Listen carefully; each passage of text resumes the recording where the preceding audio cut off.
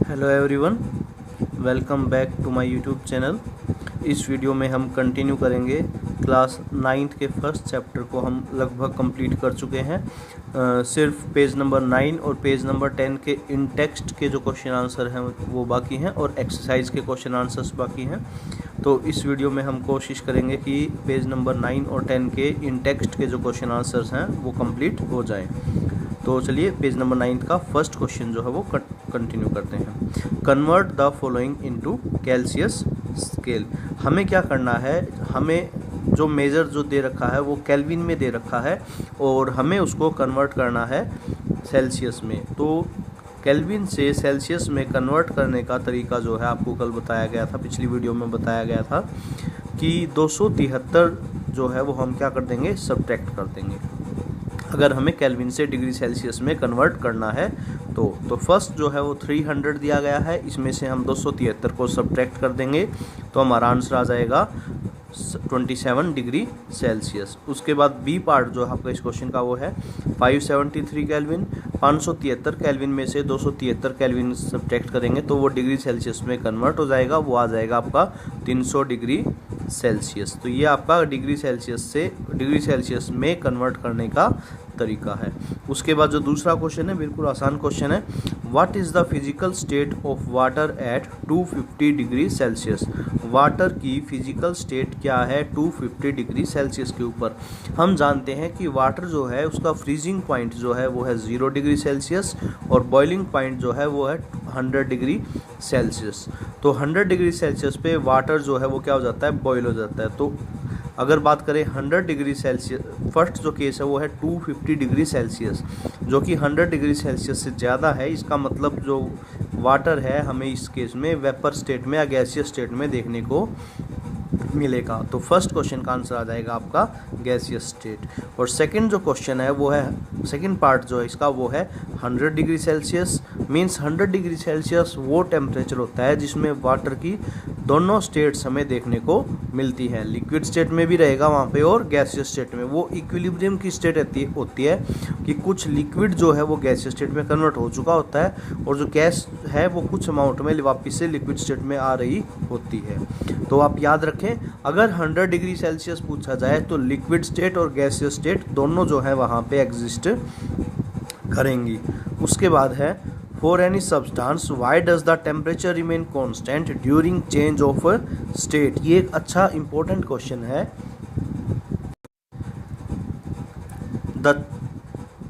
किसी भी सब्सटेंस की जब स्टेट चेंज होती है तो उस दौरान उसका जो टेम्परेचर है वो कांस्टेंट रहता है। जैसे मान लीजिए हमने बर्फ़ ले ली, हम उसको मेल्ट कर रहे हैं, तो जब तक सारी की सारी बर्फ़ जो है वो मेल्ट नहीं हो जाती उसका जो टेम्परेचर है वो 0 डिग्री सेल्सियस ही रहेगा।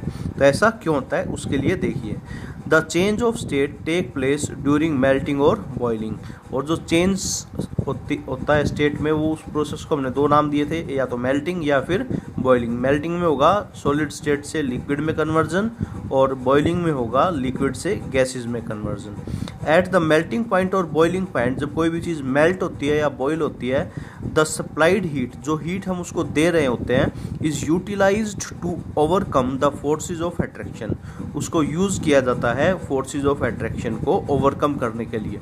हमें पता है कि जो मॉलिक्यूल्स हैं उनके बीच में फोर्सेज ऑफ अट्रैक्शन होते हैं जिनकी वजह से ये डिसाइड होता है कि कोई सब्सटेंस सॉलिड होगा, लिक्विड होगा या गैस होगा। तो जब तक हम पूरे के पूरे फोर्सेस को कमज़ोर नहीं कर चुके होंगे वो जो एनर्जी हम दे रहे हैं वो यूज़ होती रहेगी इन केस ऑफ सॉलिड और लिक्विड।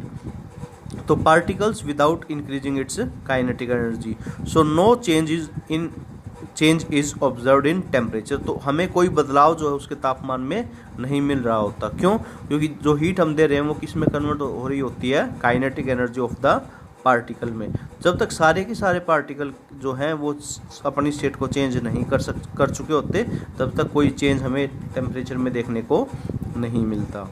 उसके बाद आपका फोर्थ क्वेश्चन है, suggest two method to liquefy atmospheric gases. Atmosphere के अंदर जो गैसेज हैं उनको लिक्विफाई करने के दो तरीके हमें बताने हैं। तो आप सोच लीजिए, गैस को लिक्विड स्टेट में कन्वर्ट करना हो तो हम कैसे करें। पहला, प्रेशर को बढ़ा करके, दूसरा टेम्परेचर को कम करके। हमने पढ़ा था कि अगर हम टेम्परेचर बढ़ाते हैं तो लिक्विड गैसियस स्टेट में कन्वर्ट हो जाता है, उसका उल्टा कर देंगे तो हमें क्या मिल जाएगा, गैसियस स्टेट से लिक्विड स्टेट में कन्वर्जन मिल जाएगा।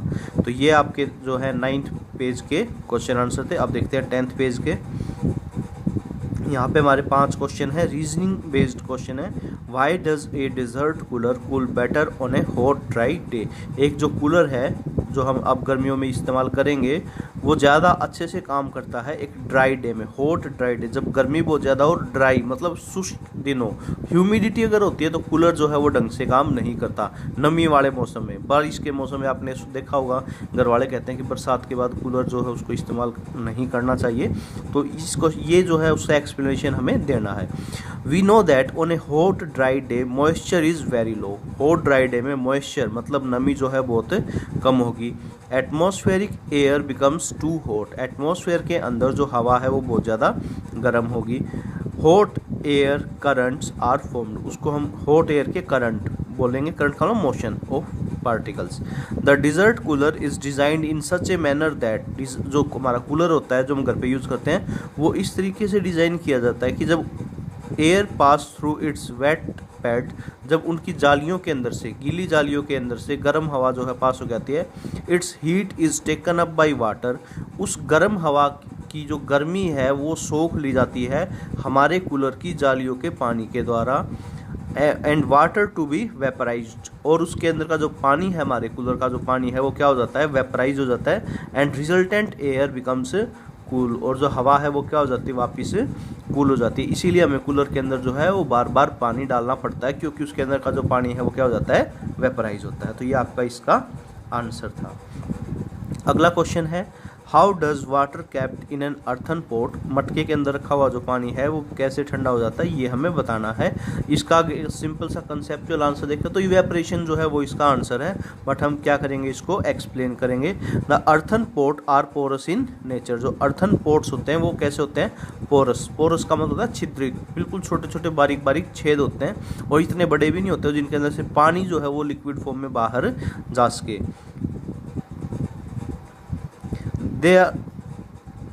They have small pores on surface.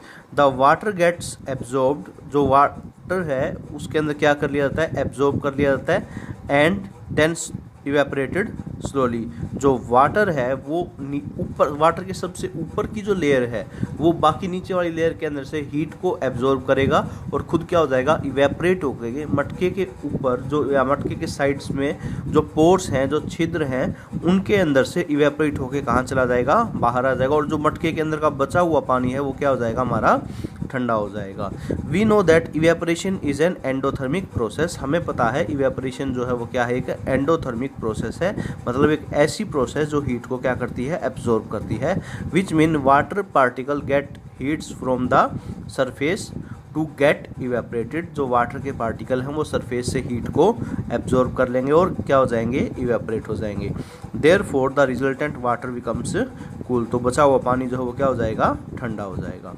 Y does our palm feel cold when we put some acetone, petrol और परफ्यूम ऑन इट। इसके बारे में हम पिछले वीडियो में डिस्कस कर चुके हैं कि हमारे हाथ के ऊपर अगर हम एसीटोन, परफ्यूम या पेट्रोल रखते हैं तो हमें ठंडक क्यों महसूस होती है। तो इसका आंसर यही है कि वो जो पार्टिकल्स हैं एसीटोन के, पेट्रोल के या परफ्यूम के, वो हमारे बॉडी के ऊपर से या हमारी पाम के ऊपर से, स्किन के ऊपर से हीट को क्या कर लेते हैं, एब्जॉर्ब कर लेते हैं। और due to loss of heat, इस हीट के लॉस की वजह से हमें क्या लगता है, ठंड लगती है।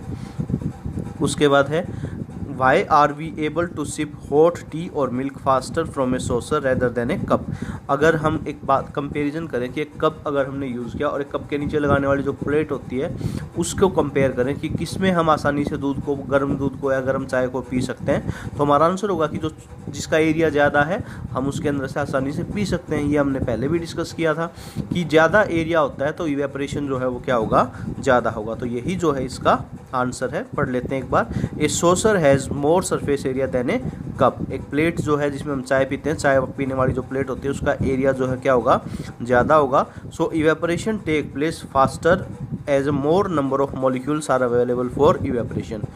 इवेपोरेशन ज़्यादा तेज़ी से होगा क्योंकि ज़्यादा पार्टिकल्स जो है वो क्या हो पाएंगे, इवेपोरेट हो पाएंगे। तो चाय या दूध जो है वो क्या होगा, जल्दी से ठंडा हो जाएगा। किसके कंपेरिजन में, कप के कंपेरिजन में। तो हम किस में ज़्यादा आसानी से पी पाएंगे, सॉसर में।